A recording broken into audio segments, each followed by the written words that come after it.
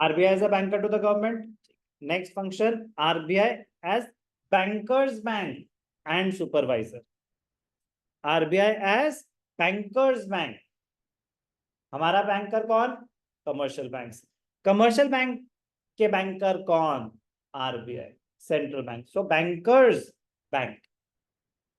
Commercial bank हमारे bankers हैं, तो बैंकर्स बैंक RBI. तो बैंकर्स बैंक एंड सुपरवाइजर. तो अगेन दो पार्ट्स में हम अंडरस्टैंड करेंगे, एक एज बैंकर्स बैंक एंड एक एज बैंकर्स सुपरवाइजर. तो एज बैंकर्स बैंक वो क्या फंक्शन परफॉर्म कर रहा है? Custodian of cash reserves. Legal reserve requirement. Legal reserve requirement LRR, दो components, CRR and SLR. CRR, it is the minimum percentage of the net time and demand deposits which the commercial banks have to keep with the RBI. They are the cash reserves. So RBI acts as a custodian of these cash reserves. Commercial banks are required to maintain CRR with the central bank. The central bank acts as a custodian of cash reserves on behalf of the commercial banks. Lender of last resort. Commercial banks को पैसों की जरूरत है, कहीं से नहीं मिल रहे, जिसका कोई नहीं होता उसका RBI होता है कमर्शियल बैंक्स के लिए. Lender of last resort.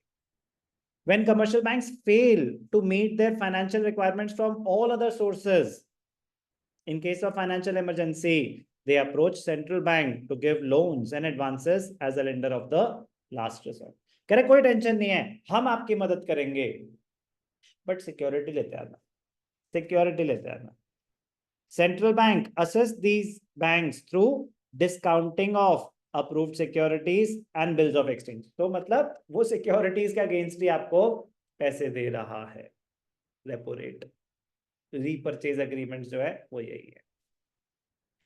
By offering loans to commercial banks in situations of emergency, तो कह रहा है मतलब but they help in maintaining the stability of the financial system. डूबने से बचा रहे हैं बैंक्स को कि कभी भी पैसों की जरूरत है तो RBI हेल्प करेगा, RBI हेल्प करेगा. तो they will ensure liquidity in the system. They will ensure liquidity in the system. Central bank plays the role of guarantor for them and maintains a sound and healthy banking system in the economy. चल रहा है अभी.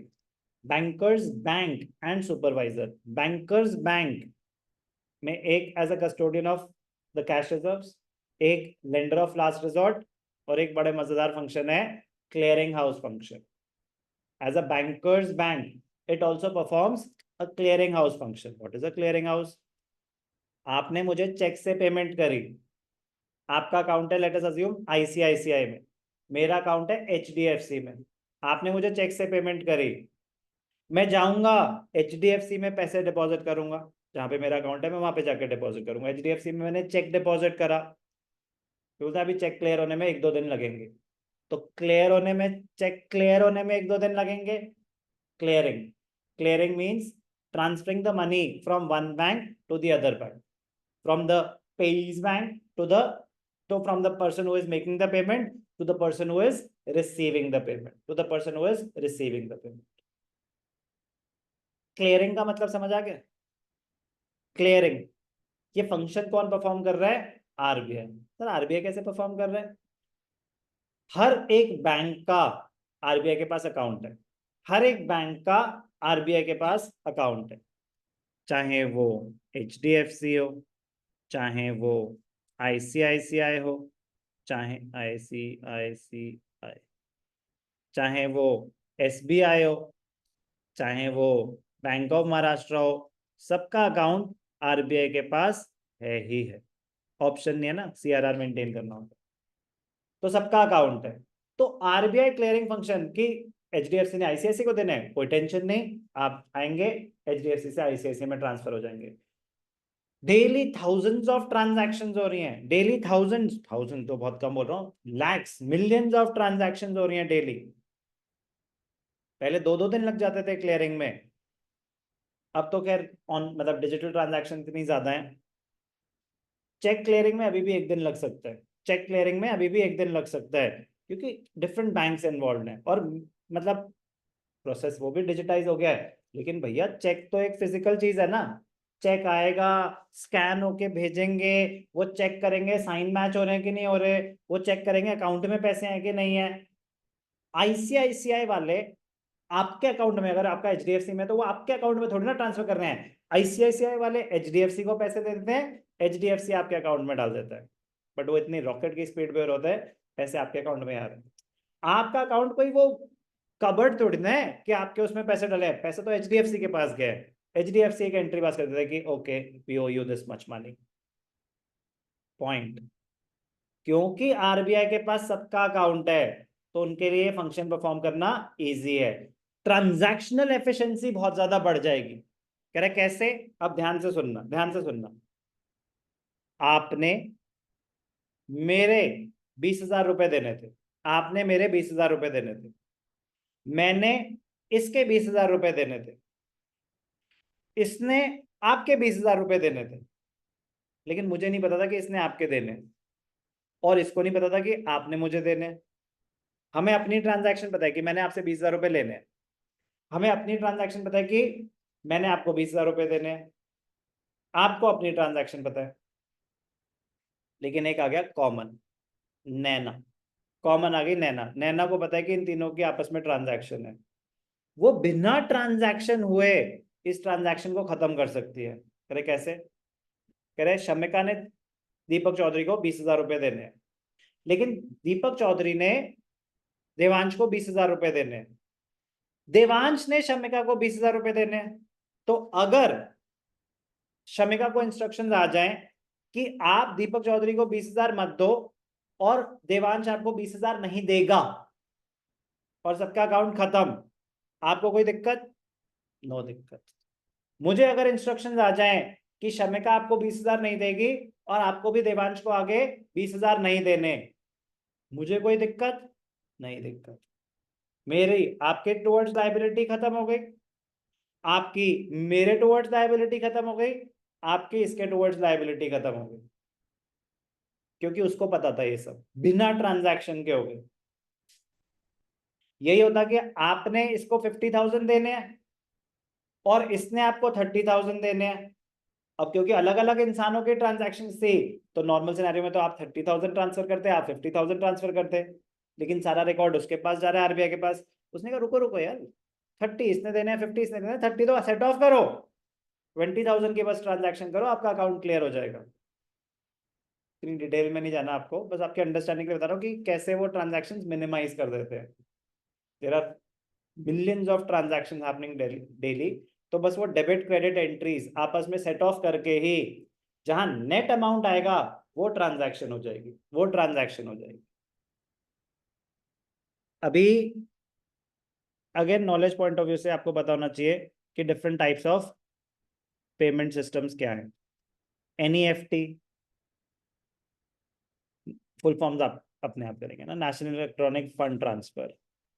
IMPS, immediate payment summary या immediate payment settlement. RTGS, real time gross settlement. UPI, unified payment interface.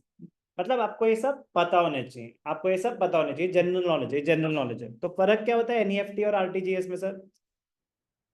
RTGS real time होती है, real time, अभी transfer करा अभी अकाउंट में पैसे आ जाएंगे सर, वो तो यूपीआई भी होती है। आरटीजीएस 2 लाख से शुरू होती है, ठीक है ना, कि आरटीजीएस ना 2 लाख से स्टार्टिंग है, और उसकी कोई अपर लिमिट नहीं है, पैसे होने चाहिए बस। यूपीआई की लिमिट्स है, यूपीआई की अपनी लिमिट्स हैं, अभी शायद 1 लाख हो गई है, पहले तो और भी कम थी, तो आप 1 लाख तक दे सकते हैं मुझे यूपीआई से, ऐसे कोई टेंशन नहीं है। आरटीजीएस मत करना। अब एनईएफटी क्या है फिर? NEFT is also an online payment, लेकिन वो इमीडिएटली अकाउंट में पैसे नहीं आते, उसका टाइम लिमिट है 1 to 2 आवर्स, उसका टाइम लिमिट है 1 to 2 आवर्स। पहले वो 24 आवर्स होता था, लेकिन अब वो 1 to 2 आवर्स हो गया। तो अगर आप पेमेंट एनईएफटी के थ्रू कर रहे हैं तो दूसरे अकाउंट में पैसे आ जाएंगे 1 से 2 घंटे के अंदर अंदर, 1 से 2 घंटे के अंदर अंदर। आईएमपीएस उसी टाइम आ जाएगा, यूपीआई उसी टाइम आ जाएगा, आरटीजीएस उसी टाइम आ जाएगा, लेकिन आरटीजीएस स्टार्ट ही 2 लाख के ऊपर होता है। नॉलेज के लिए इतना काफी है, कोई डाउट होगा तो भी ले लो। RBI as bankers bank, bankers bank and supervisor, supervisor अलग पॉइंट है। बैंकर्स बैंक 3 फंक्शंस हैं। पहला क्या था? दूसरा तो लेंडर ऑफ लास्ट रिजॉर्ट था। पहला क्या था? Bankers bank, cash reserves, custodian of cash reserves. दूसरा क्या है? Lender of last resort. तीसरा क्या है? Clearing house function.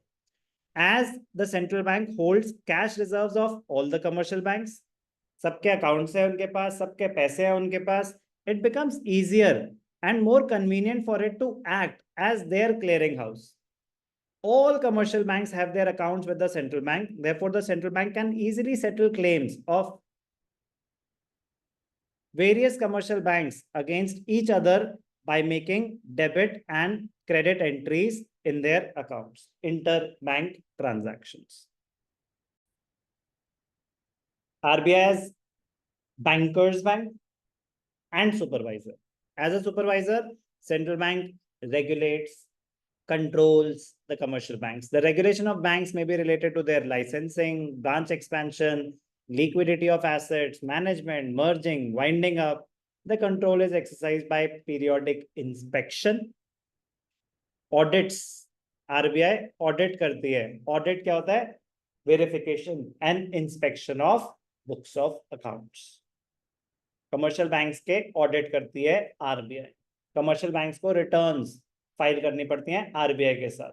आरबीआई के साथ उनको रिटर्न्स फाइल करनी पड़ती हैं। बेसिकली जैसे आप as an individual ITR file करते हो, इनकम टैक्स रिटर्न, गवर्नमेंट को हम फाइल करते हैं, ऐसी कमर्शियल बैंक्स को रिटर्न फाइल करनी होती है आरबीआई के पास, जिसमें वो डिटेल्स देते हैं अपनी फाइनेंशियल पोजीशन के बारे में, कितने डिपॉजिट्स है, क्या लोन्स हैं, रिजर्व्स पूरे मेंटेन्ड है कि नहीं है, एनपीएस कितने हैं, क्या होता है ये एनपीए।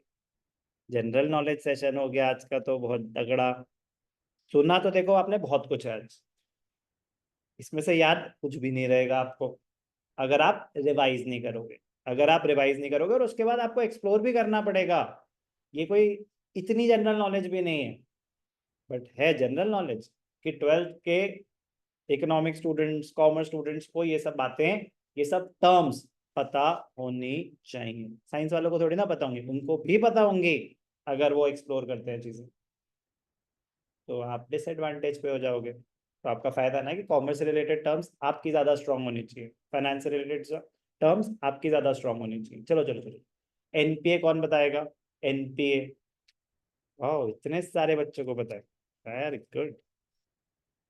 मेरे लिए चूज करना डिफिकल्ट हो रहा है कि मैं किसको मौका दूं, तो मैं ही बताता हूँ, ठीक है ना? ऐसे अच्छा नहीं, बाकी बुरा मान जाएंगे अगर मैंने एक को बोल दिया तो।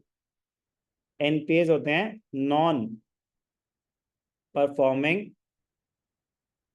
एसेट्स। नॉन परफॉर्मिंग एसेट्स, हाँ सर वो क्या होते हैं?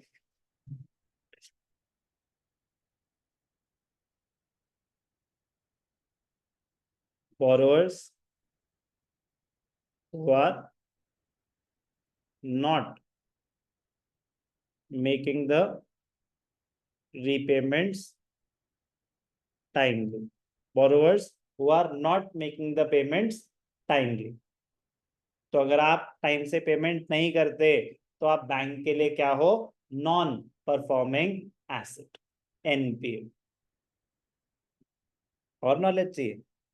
एनपीए कब टर्म होता है? अगर 90 डेज तक आपने कोई पेमेंट नहीं करी तो आप एनपीए की कैटेगरी में चले जाते हो। आपकी एक ईएमआई बाउंस हुई है, आप एनपीए नहीं। आपकी 2 ईएमआई बाउंस हो गई, आप एनपीए नहीं। 3 हो गई, मंथली वाली 3 हो गई, तो अब 90 डेज हो गया ना। तो 90 डेज तक अगर आपने कोई पेमेंट नहीं करी है, अब आप एनपीए की कैटेगरी में चले जाओगे। क्रेडिट हिस्ट्री तो आपके पहले डिफॉल्ट से ही खराब हो गई। क्रेडिट हिस्ट्री तो आपके पहले डिफॉल्ट से हो गई कि अब आपके रिकॉर्ड में आ जाएगा कि आपने डिफॉल्ट करा है। बट एनपीए की कैटेगरी में आप कब जाओगे? जब 90 डेज तक पेमेंट। ये सब नॉलेज से गए, आपसे कोई एग्जाम में पूछ ही नहीं सकता, लेकिन मैं कह रहा हूँ बैंक से रिलेटेड टर्म्स हो गए ना। अब वो रिपोर्ट सबमिट करे तो रिपोर्ट में क्या क्या बताएंगे, बस ऐसे एग्जामिनेशन पॉइंट ऑफ व्यू से इंपॉर्टेंट नहीं है। ये है एज अ सुपरवाइजर क्या करता है आरबीआई।